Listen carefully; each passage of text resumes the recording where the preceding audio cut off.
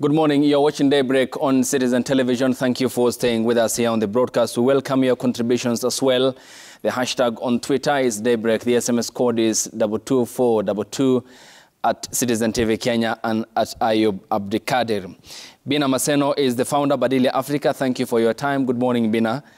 Your company is all appreciated here on the broadcast. So, as that of Javas Bigambo, who is a governance commentator. Javas, good morning. Good morning and thank you. And shortly we'll be joined by James Mamboleo, who is a commentator also on affairs in the country and a constitutional lawyer, to give us his account of what's happening in the country. May I begin with you, Javas? And a lot has happened ever since Sunday when the president called for a bipartisan approach to address some of the issues that were listed by the opposition.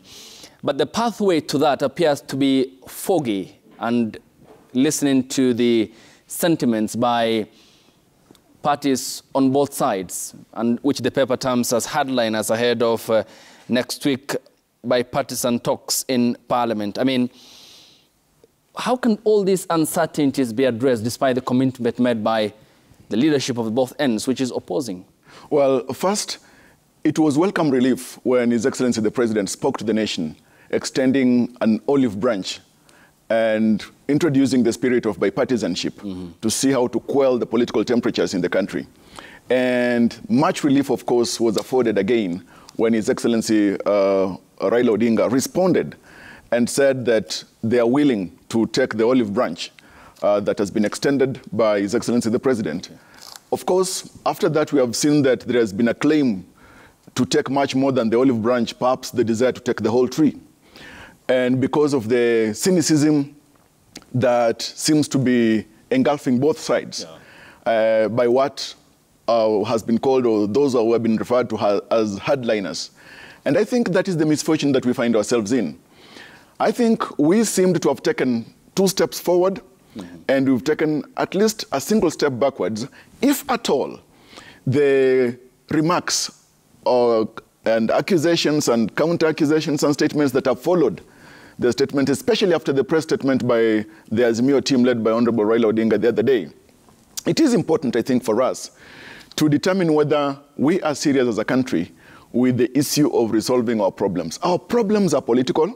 They need a political solution. They have been caused by these politicians. It's these politicians that should actually give us the antidote to the political poison that we seem to have consumed in the last month. After just 2 Mondays and a single Thursday, 3 days in March, we have shared our culture with the world, images of our culture, a culture of violence, a culture of killings, a culture of violations of human rights, a culture of political discord. I think it is important for us to get that greater spirit of bipartisanship, true bipartisanship, from the both political sides. In fact, there must be willingness to extend a political handshake beyond the elbow. In fact, if at all is history, the history of bipartisanship all over the world serves us right, we would remember that in the 1960s, the Republicans worked with Lyndon B. Johnson, and later on, we saw that even the Democrats worked with Ronald Reagan to support the various bills and support the agenda of government in the interest of the nation. I think I would also want to borrow from the history of the Federalist Papers by James Madison, who says, and I quote, that factionalism in itself is an existential threat to democracy, because the interests of a factional group, if it supersedes the interest of the collective, which is the national interest, then there is always the danger to the majority. Okay, and the majority are the Kenyan people here. Bina, Javas is concerned that the political establishment in the country is out of touch. I mean, do they understand the public mood? I mean, you look at young people decrying unemployment, the cost of living crisis in the country, the increase in the prices of basic commodities. You look at corruption in the country, and the Bishop Oginde, who appeared before the Justice and Legal Affairs Committee yesterday, called for prosecutorial power, saying that will further embolden the Ethics and Anti-Corruption Commission, which has corroded public space for many years since independence. Why do you think the political establishment in Kenya is unable to understand the public mood and so out of touch with the reality that's affecting the Kenyan people? So thank you very much for this conversation. I think for me, even when I listen to both sides, of the coalition and the statements that they made, they're still very vague in terms of some of the issues that made citizens, like join the protest. When it comes to the high cost of living, I was just chatting here with Javas about the high unemployment rate, which stands at 67% in this country, and 70% of that number is actually young people. And not just young people who are uneducated, it's also young people who are educated. Majority of these are the hustlers that the government said when we get to power, we are actually going to ensure that we produce, or rather will create opportunities for about 200,000 jobs annually, right? So how far are we with that? Because I think we are 6 months in terms of whether it's creating employment opportunities. So how far in are we? We're talking about, Article 43 talks about the basic rights of a citizen, basic rights. And those are all the basic rights that citizens don't even enjoy. Right to a clean environment, right to water, right to education, right to security.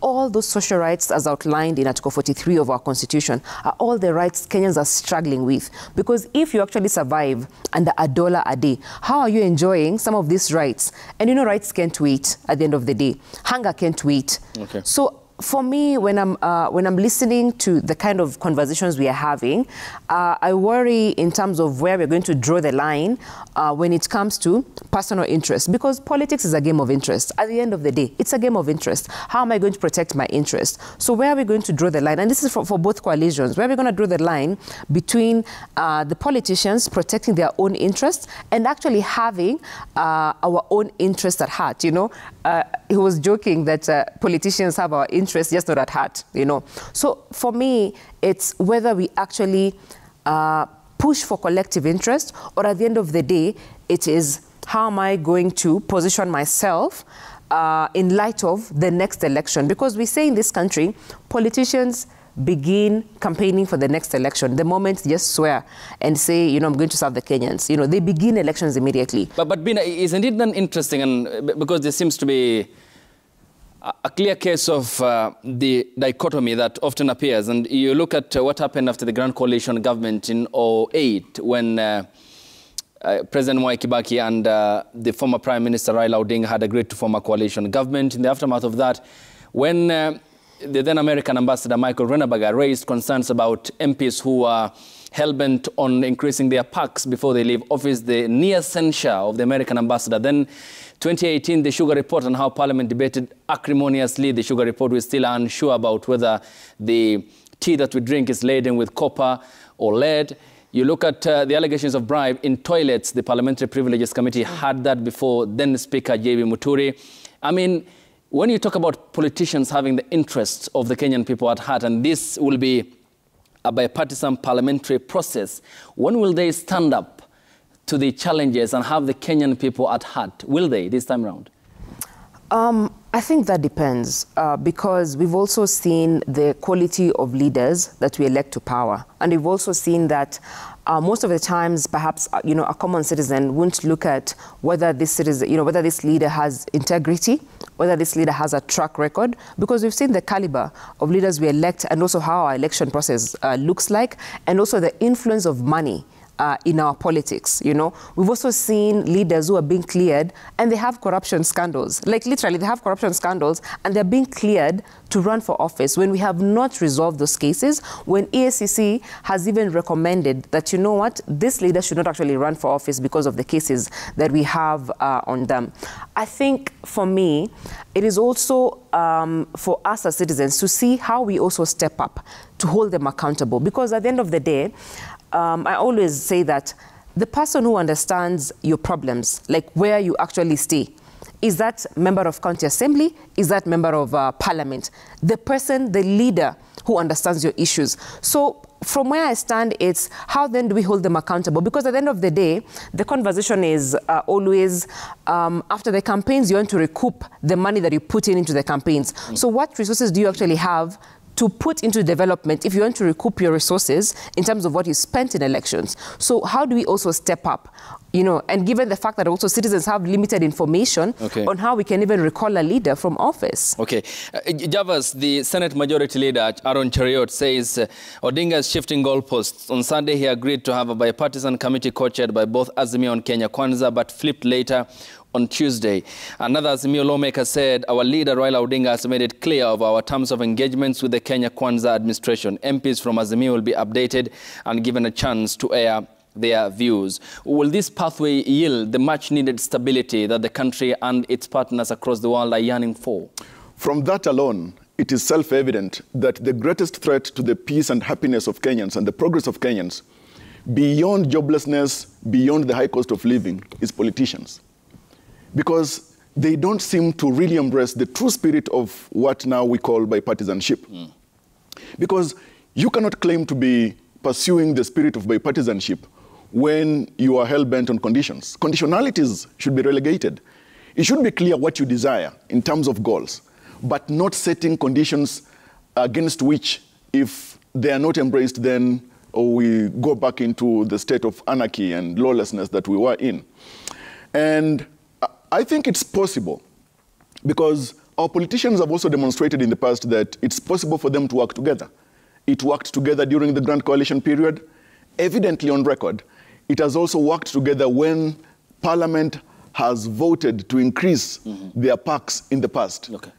So it's possible, and it's clear that they come together when the interests that benefit them are clearer and immediate.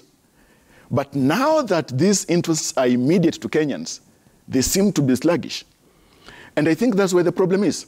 You see, this issue of bipartisanship should not be an over-the-counter medicine for our political illnesses. It should be a rare prescription for rare political illnesses. We are in a situation of a rare political illness that has been occasioned, or the infection has come forth because of the politicians and our bad manners of not embracing, not respecting, not appreciating even our constitutional writ, which in fact should run the course of national progress. I think it would be proper for us to implore our leaders that, one, they get to willingly, consciously elect to work together. And this spirit will only be fruitful if they are willing to listen to each other, not talking at each other. Okay. In fact, I think after the Sunday press statement by His Excellency the President, what should have followed should have been a cross-party or cross-coalition breakfast or cross-coalition lunch hosted by the President to demonstrate that beyond their plans and setting up their teams for discussion, they are coming together, and the spirit for that unification is actually being introduced. Because, Ayub, remember that just last week, we were at the gates of Mephistophelic politics. Politics of real anarchy, where neighbor was going against neighbor and poor person going for the business of a struggling person, a struggling Kenyan. And I think that's not where we should even imagine that we are ready or just about to go back to. And that's a problem. Remember that as I sit here, as the cords of memory can stretch, we recall the unfortunate happenings of the 2007-2008 post-election hecatomb. And the recollections of the events of that period induce pain to any conscious Kenyan. And I think that's not a path that we'd want to go to. Okay. Because I've seen some politicians saying that we should not forget that we had post-election violence. Are they celebrating that bad history? Okay, and also talk of the ICC debate, because Kimani Ichung'wah yesterday raised that matter. He said he'll present that idea to the parliamentary group of the Kenya Kwanza administration. Javas, still on you then. The former Prime Minister said that there's need for the presence of an external partner who should be part of the talks. I mean, and this is what appears to be causing concerns and jitters on the other end of the Kenya Kwanza administration. What then will this mean for the talks that are set to happen, even as friction is evident in regards to the statements that both quarters are making? If truth was a garment that we are willing to wear, we would arrive at the conclusion that progress in the process that has been set forth already or set rolling will only come about, from the consciousness, the willingness, and forthrightness of President William Ruto and Honorable Raila Odinga. All these others are foot soldiers. Okay. And they dance to the tune of the drum beats of these two.